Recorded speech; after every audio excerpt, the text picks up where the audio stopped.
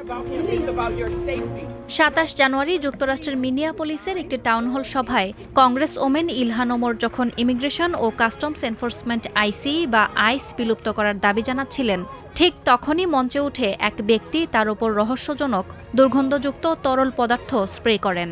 হামলাকারী 55 বছর বয়সী অ্যান্থনি কাজমিয়ার জাককে সঙ্গে সঙ্গে গ্রেপ্তার করা হয়। ইলহান ওমর আহত না হলেও এই ঘটনা আমেরিকার বিভক্ত রাজনীতির এক কদর্য রূপ ফুটিয়ে তুলেছে। সোমালিয়ায় জন্ম নেওয়া ইলহান ওমর দীর্ঘকাল ধরেই ট্রাম্পের ব্যক্তিগত আক্রমণের লক্ষ্যবস্তু। তবে সাম্প্রতিক সপ্তাহগুলোতে এই আক্রমণ কেবল ওমরের মধ্যে সীমাবদ্ধ নেই, বরং পুরো সোমালি আমেরিকান সম্প্রদায়কে টার্গেট করেছেন ট্রাম্প। ট্রাম্পের মতে তারা আমেরিকাকে কিছুই দেয়নি, বরং তারা গ্যাং ও প্রতারণার সঙ্গে যুক্ত। এমনকি তাদের জন্য নির্ধারিত প্রোটেকশন স্ট্যাটাস বা অস্থায়ী আইনি সুরক্ষা বাতিলের ঘোষণাও দিয়েছেন তিনি। মিনেসোটায় বাস করেন প্রায় ৮০,০০০ সোমালি বংশোদ্ভূত মানুষ। ট্রাম্প প্রশাসনের দাবি এই রাজ্যে কোটি কোটি ডলারের জালিয়াতি হচ্ছে। এর জের ধরেই গত কয়েক সপ্তাহে শহর জুড়ে আইসি বা আইস ও অন্যান্য ফেডারেল এজেন্সির চিরুনি অভিযান শুরু হয়েছে।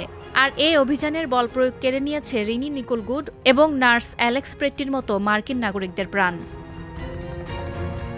এদিকে আইসি প্রধান টড লায়ন্সকে উদ্দেশ্য করে আদালত ধৈর্যের শেষ সীমায় পৌঁছে গেছে বলে মন্তব্য করেছেন মিনেসোটার বিচারক। একই সাথে যুক্তরাষ্ট্রের মিনেসোটার ফেডারেল আদালত এবার সরাসরি আইসির ভারপ্রাপ্ত প্রধানকে আদালতে তলব করেছে। আদালত অবমাননার অভিযোগে তাকে আগামী শুক্রবার সশরীরে হাজির হওয়ার নির্দেশও দেওয়া হয়েছে। কিন্তু বারবার কেন এই মিনেসোটা? রাজনৈতিক বিশ্লেষকরা বলছেন এর পেছনে রয়েছে নির্বাচনী প্রতিশোধ।